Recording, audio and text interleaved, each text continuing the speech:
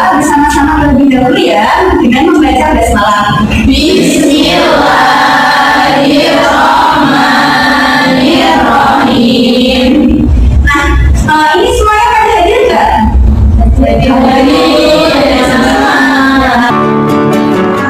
Peserta didik dapat memahami perbedaan perkecambahan hipogel dan epigel.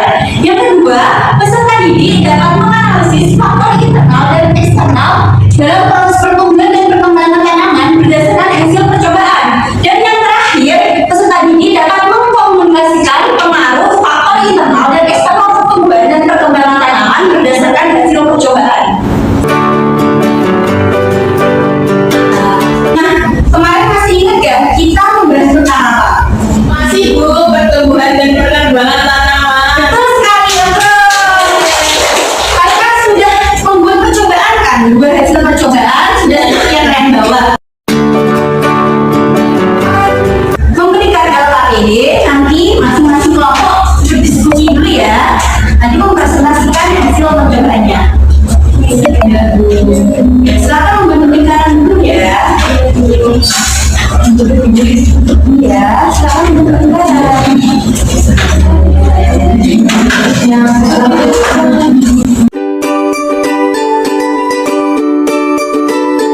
Mau menerangkan tentang faktor internal dan eksternal pertumbuhan dan perkembangan tanaman.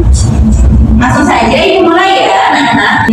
Kita ulas sedikit ya, apa sih bedanya pertumbuhan dan perkembangan? Pertumbuhan itu umumnya adalah penambahan ukuran seperti panjang batang, panjang akar, lebar daun. Nah, kalau perkembangan yaitu proses menuju kedewasaan, biasanya ditandai dengan adanya bunga. Gitu ya. Langsung saja. Pertumbuhan dan perkembangan tanaman ada yang namanya fase perkecambahan. Ada yang tahu nggak apa itu fase perkecambahan? Belum. Nah, fase perkecambahan adalah fase berakhirnya masa dormansi biji. Biji ketika kita tidak beri perlakuan apa-apa, dia nggak akan berkembang. Nah, biji setelah diberi air, dia akan mengalami yang namanya imbibiasi, yaitu proses masuknya air ke dalam biji. Nah, setelah air masuk ke dalam biji, memicu hormon aktif bernama hormon giberelin. Nah, hormon ini tuh merangsang enzim-enzim protase, lipase, amilase ini menjadi aktif. Nah, ketika enzim-enzim ini aktif semuanya, itu memecah cadangan dalam biji. Mendapatkan energi sehingga biji berkecambah. Nah, tipe perkecambahan ada dua, apa itu? Tipe hipogel dan tipe epigel. Tipe hipogel, ada yang tahu hipogel berapa? Betul. Kalau epigel, kilometernya ikut naik. Betul sekali, Bro. Biji itu mempunyai yang namanya dikotil dan ada juga biji monokotil. Biji dikotil adalah biji yang mempunyai dua keping, seperti biji kacang hijau. Kita belah kan jadi dua keping kan. Nah, kalau monokotil ada biji yang mempunyai satu keping saja. Contohnya tuh pada jagung. Betul. Nah, langsung saja ke faktor internal dan eksternal. Faktor internal adalah faktor yang terjadi dalam tubuh tanaman. Faktor internal ini bisa dipengaruhi oleh gen. Yang kedua, karena adanya hormon. Hormon utama dalam pertumbuhan dan perkembangan tanaman itu ada 5. Yang pertama, hormon auksin.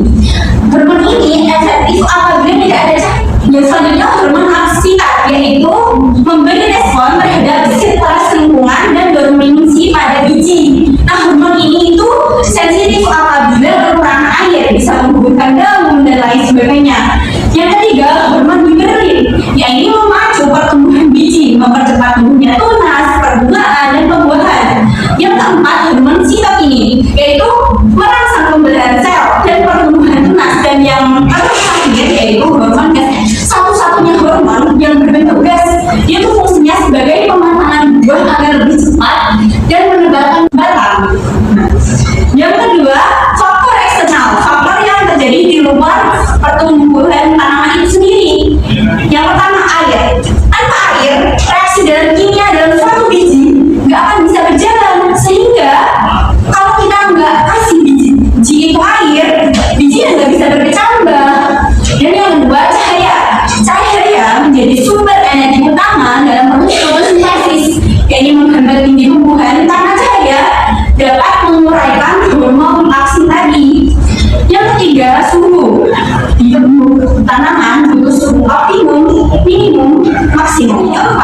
Kelembapan, yaitu mendukung aktivitas pemanjangan sel untuk mencapai ukuran maksimum. Dan yang terakhir adalah nutrisi. Tumbuhan tentu butuh makanan. Nah, cara dia membuat makanan yaitu lewat fotosintesis, khususnya tumbuhan hijau ya, dari air dan karbon dioksida.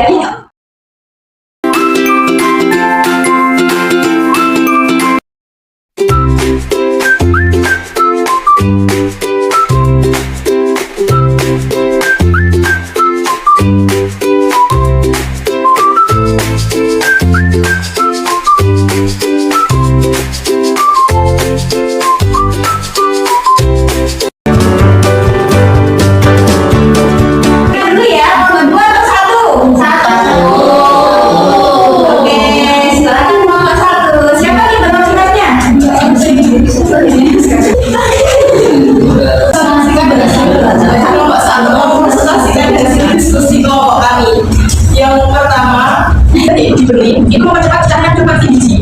Kemudian auksin itu membantu penjualan akar dan darah. Kemudian sitokin itu merangsang pembelahan sel. Kemudian ada asam aksitat itu membantu penyembuhan saat kondisi kekeringan. Yang kedua, nah berdasarkan hasil percobaan kami yakni biji kacang hijau ini ya, biji kacang hijau. Nah itu merupakan jenis kacang epigel, di mana etilogennya itu naik ke atas permukaan ini ya, itu naik ya.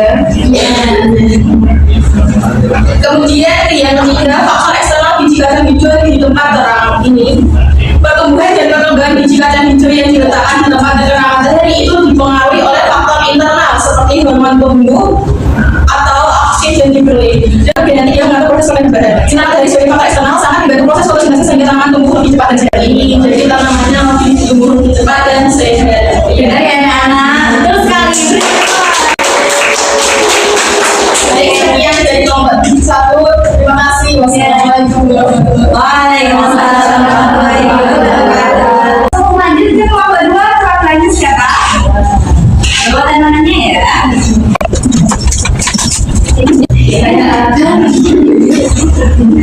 Mempresentasikan proyek dari kelompok 2 tentang biji jagung di tempat gelap. Lihat ya teman-teman.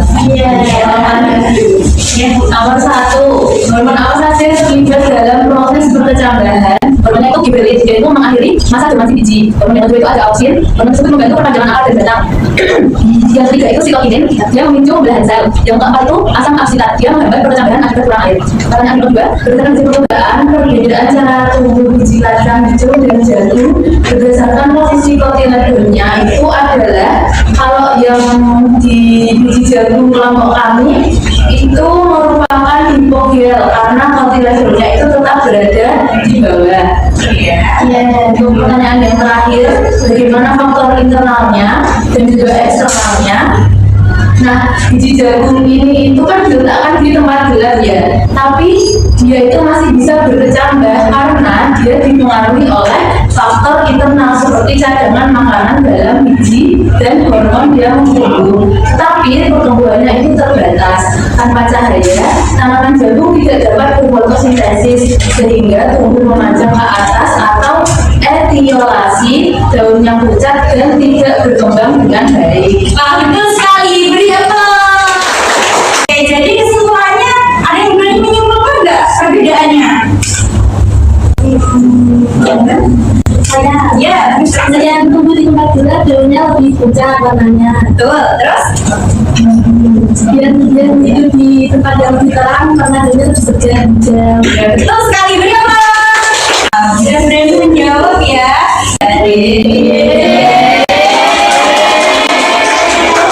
Nanti kalau ibu tanya jawab aja ya.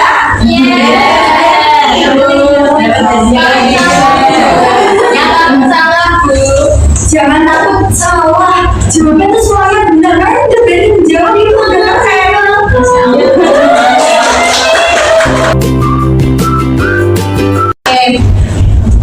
Ibu ada sedikit kuis nih. Kamu bajunya dipersiapkan ya. Jawab dengan sedikit ibu. Silakan cari di Google. Ini krisis ya.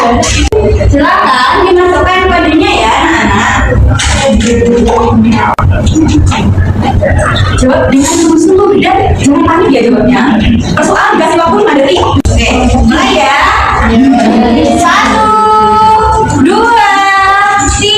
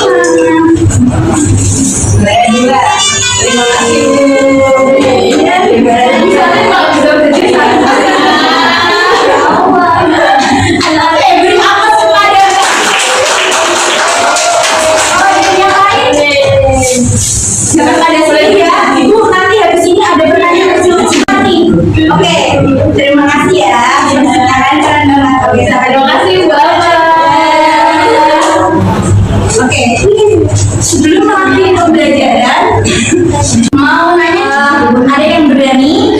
Apa itu perkecambahan bogel? Ada yang berani jawab, angkat tangan. Saya Ya. ya. Terima kasih Mbak.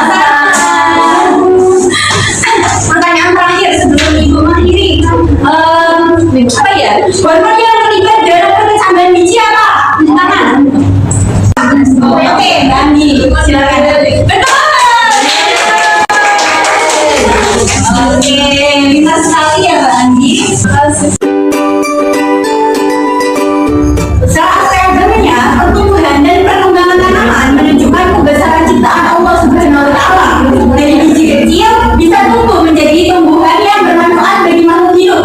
Hal ini sesuai dengan firman Allah dalam Quran surat An-Nahl ayat 11 yang artinya, Dia menumbuhkan bagi kamu dengan air itu tanaman-tanaman, yaitu kurma, anggur dan segala macam buah-buahan. Ayat ini tuh mengingatkan kita untuk selalu bersyukur dan menjaga ciptaan Allah Subhanahu wa Ta'ala yang menjadi sumber kehidupan. Kesimpulan pada materi kali ini, pertumbuhan dan perkembangan tanaman merupakan proses alami yang dipengaruhi oleh faktor internal seperti hormon dan gen serta faktor eksternal seperti cahaya, air, suhu dan nutrisi. Perkecambahan dapat terjadi dengan dua cara, yaitu epidial dan epidiopial. Nah, berdasarkan jumlah kontrolnya, dengan mempelajari proses ini kita tidak hanya memahami ilmu biologi, tapi juga belajar